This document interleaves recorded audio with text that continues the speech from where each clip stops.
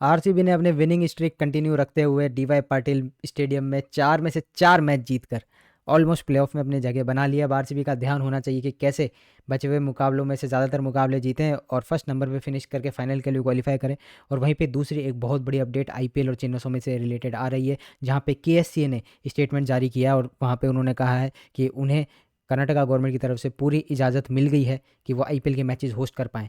ये पूरी बात क्या है, इस पे मैं आराम से आपको डिटेल में डिस्कस करके बताऊंगा, और क्या सच में आईपीएल के गेम्स वापस चिन्नास्वामी में आ रहे हैं, इस पे भी मैं डिस्कस करके बताऊंगा। लेकिन सबसे पहले बात करते हैं आरसीबी की बड़ी जीत जो 8 विकेट से दिल्ली कैपिटल्स को हराया। बेस्ट फ्रेंड डर्बी जैसा कहा जा रहा था इंटरनेट पे, तो बेस्ट फ्रेंड जो है वो स्मृति मंदाना और हमने देखा जिस तरीके से जेमिमा रॉड्रिग्स की दोस्ती देखी जाती है तो दोनों सामने थी।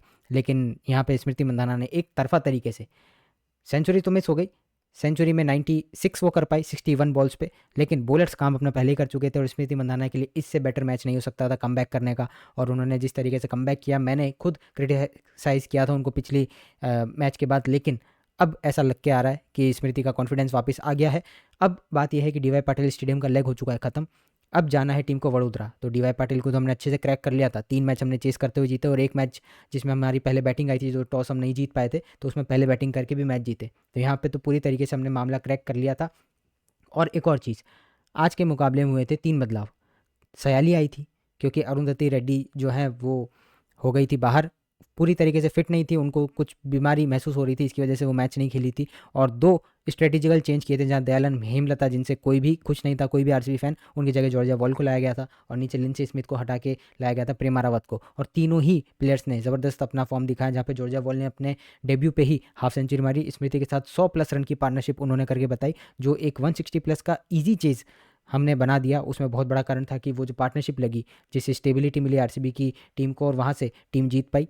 सयाली की बात करें तो 2 उन्होंने अपने पहले ही ओवर में विकेट ले लिए थे और फिर नीचे आके लूसी हैमिल्टन जो लग रहा था कि थोड़ा और लास्ट में मार सकती है, तो उनका विकेट लिया। Lauren Bell as usual another day another Lauren Bell master class, जैसे मैं कहूँगा कि आज फिर 3 विकेट लिए, पहले ओवर में ही 2 विकेट ले ली, वो भी किसके, लिजल ली, जो इस टूर्नामेंट में बहुत अच्छे फॉर्म में चल रही है। विकेट कीपर है, चश्मा पहन के आती है और पैनी निगाहों से सबकी मार लगाती है वो। तो आज भी उन्होंने शुरुआत करने की ताबड़तोड़ कोशिश करी थी, लेकिन लॉरेन बेल के आगे कोई टिक पाया है क्या, जो अब टिक पाएगा। लिजेली को आउट किया।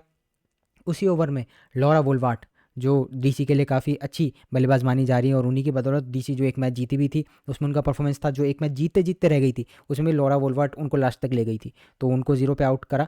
अगला ओवर डालने आई सयाली, अपने डब्ल्यूपीएल करियर में आरसीबी के लिए पहली बार बॉलिंग कर रही थी और हमने देखा जिस तरीके से उन्होंने पहले जेमिमा रॉड्रिग्स को प्ले डाउन कराया। और मेरिजान कैप इतनी शानदार ऑलराउंडर है, अगर वो टिक जाती तो आरसीबी पे भारी पड़ सकती थी, लेकिन उनका स्विंग करके जो ऑफ स्टंप उड़ाया, देख के ही मज़ा आ गया।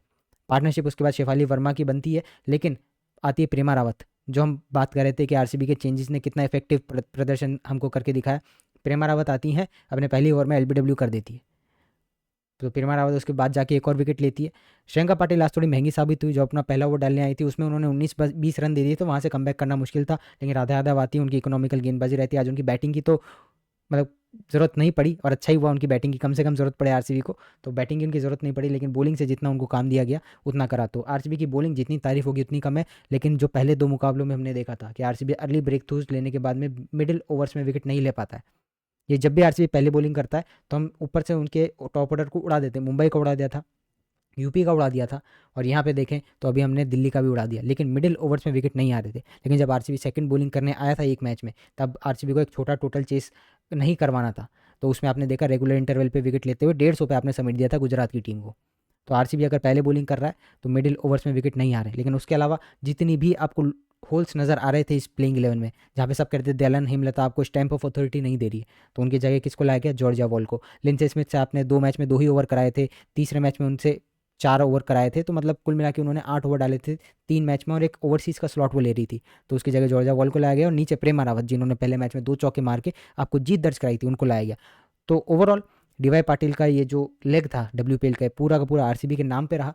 अब बचे हैं आरसीबी के 4 ग्रुप स्टेजेस के मैच, इसमें से अगर आरसीबी 3 जीतता है तो डायरेक्टली फाइनल में क्वालिफाई कर जाएगा, और अगर ऐसा है कि आरसीबी 2 भी जीतता है तो फिर वहाँ कॉम्बिनेशन हमको बनाना पड़ेगा, परम्यूटेशन कॉम्बिनेशन, जिसकी वजह से आरसीबी फाइनल में पहुंच ही जाएगा। लेकिन प्लेऑफ के लिए आप मान के चलिए कि आरसीबी यहाँ से पहुंच चुका है। दिल्ली के लिए वही मुश्किलें बहुत बढ़ गई है, क्योंकि अगर मैं बात करता हूँ मालोनन रंगराजन की, तो इसको फिर से दिखाना पड़ेगा कि मालोनन रंगराजन ने वापस से कह दिया है कि या मैं कल भी आपको एक फ़ोटो दिखाई थी और आज भी मैं दिखाना चाहूँगा, क्योंकि इंटरनेट पे इनकी लगातार बैशिंग होती रहती है। लेकिन आपको ये तो मानना पड़ेगा कि भाई जो टीम सेटअप करके दी है, जिस तरीके से टीम खेल रही है, यहाँ कप्तान, प्लेयर सबको क्रेडिट जाता है, लेकिन हेड कोच को मैं देख रहा हूँ सोशल मीडिया पे सबसे कम क्रेडिट दिया जा रहा है। तो मैंने कहा कि मैं अपनी तरफ से तो कोशिश करूँ कि मालोल उनकी तरफ थोड़ी निगाहें जाएँ, और इन्हीं के साथ अनिया शपशोल और बाकी RX मुरली जो एनालिस्ट बैठते हैं उनके साथ में पूरा सपोर्ट स्टाफ सबकी तारीफ होगी। वहीं पे पॉइंट्स टेबल की मैं बात कर रहा था, तो दिल्ली कैपिटल्स सबसे नीचे लगी हुई है, जो एक मैच अभी तक जीत पाई और 3 मैच वो हार गई है। वहीं रॉयल चैलेंजर्स बेंगलुरु 4 में से 4 जीती है। मुंबई और यूपी का गेम था जो यूपी ने जीत लिया। तो 3 टीमें अब हम देख रहे हैं कि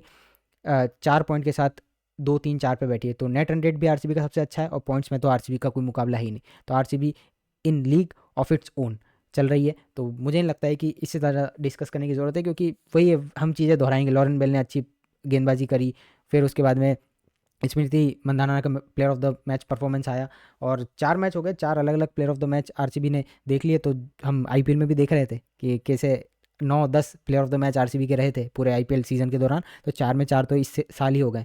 तो आरसीबी की सेकंड ट्रॉफी लोडिंग होपफुली। वहीं पे अब आ जाते हैं बड़ी बात पे, जो Karnataka cricket association, Karnataka state cricket association ने जो ये लेटर जारी किया है, इसमें अब क्या लिखा है ये अगर मैं आपको समझाने की कोशिश करूँ, तो मुझे जितना ये समझ में आया, इसमें ये लिखा गया है कि कर्नाटका होम डिपार्टमेंट ने फॉर्मली परमिशन ग्रांट कर दी है केएससीए को कि वो बड़े क्रिकेट मैचेस जो है वो स्टेडियम में होस्ट कर सकते हैं। तो काफ़ी लंबे समय से चल रहा था, काफ़ी लंबा, तो हम कह ही सकते हैं 4 जून वो भय जो तारीख है, मतलब सभी फैंस के मन में वो तारीख बहुत ही काले अक्षरों में लिखी गई है। जब से लेके अभी तक कोई भी बड़ा मैच केएससीए के चिन्नास्वामी स्टेडियम में नहीं हुआ। तो ये जो अनसर्टेनिटी का पीरियड था वो फाइनली एंड हो गया है, और होम मिनिस्ट्री जो है कर्नाटका गवर्नमेंट की, उन्होंने पूरी तरीके से केएससी को कह दिया है कि अब आप कोई भी मैच होस्ट कर सकते हैं। क्या मैच होगा होस्ट या नहीं होगा, इस पर मैं आगे बात करूंगा, लेकिन ये जो लेटर में जो भी लिखा है उसको अगर मैं थोड़ा सा एक्सप्लेन करने की कोशिश करूँ, तो गवर्नमेंट अपॉइंटेड एक टास्क फोर्स थी, उन्होंने रिव्यू किया स्टेडियम को, क्योंकि स्टेडियम में अभी कुछ काम भी चल रहे थे। तो उस स्टेडियम का रिव्यू होने के बाद में अगर आप देखें तो टास्क फोर्स ने कह दिया ठीक है अब आप मैच करा सकते हैं, लेकिन कंडीशन अप्लाई है। अब कंडीशन क्या क्या अप्लाई है कि जो आपने अभी बंदोबस्त किए हैं वो सही से काम करने चाहिए। कल ही खबर भी ये आई थी कि आरसीबी 4.5 करोड़ रुपए लगा के 300 350 एआई इनेबल्ड कैमराज लगाएगा, जिससे कि दर्शकों को कोई दिक्कत नहीं हो, और कहीं भी अगर दिक्कत हो रही हो तो तुरंत से एआई इन्फॉर्म कर दे कि भाई यहाँ पे दिक्कत हो रही है, तो तुरंत से लोग जाके उस चीज़ को सॉर्ट आउट कर सके। तो फ्यूचर में इस तरीके का इंसिडेंट ना हो, उससे बचने के लिए कदम उठाए जा रहे हैं। लेकिन जो टास्क फोर्स थी उन्होंने कहा है कि अगर ये जो हमने चीज़ें कही हैं जो आपने करी भी स्टेडियम में, जिसकी वजह से आपको क्लियरेंस मिल रही है, अगर उसमें कहीं भी थोड़ी ढिलाई बरती जाएगी तो ये अप्रूवल जो आपको दिया गया तुरंत ले लिया जाएगा। तो ये जो वेंकटेश प्रसाद ने कहा था केएससीए का चुनाव लड़ते समय कि मैं आरसीबी और इंडियन क्रिकेट टीम के मैचेस वापस चिन्नास्वामी जैसे हिस्टोरिक मैदान पे लाऊंगा, तो वो उन्होंने वादा पूरा कर दिया है। लेकिन अब बड़ा लेकिन ये है कि गड़बड़ हो चुकी है दूसरी तरफ, कि अब मैं बात करूंगा कि आरसीबी के मुकाबले चिन्नास्वामी में होंगे या नहीं होंगे। वहाँ पे ये आप पोस्ट देखिए, विष्णु देव साई, ये अगर आप नहीं जानते छत्तीसगढ़ के सीएम है ये हमारा ट्विटर हैंडल, अगर आपने फॉलो नहीं किया आरसीबी ऑफिशियल तो कर सकते हैं। तो हमने ट्वीट किया था कि छत्तीसगढ़ के सीएम ने कंफर्म कर दिया है कि रायपुर में आरसीबी के 2 होम गेम्स होंगे, और इसको रीट्वीट किसने किया है, उन्होंने खुद ने। तो ये पॉलिटिकल मसला हो चुका है कि वो अपनी रैली में लोगों को खुला बता चुके हैं कि आरसीबी खेलने आ रही है रायपुर में। तो ये पॉलिटिकली उनके लिए कितना बड़ा डिफीट होगा।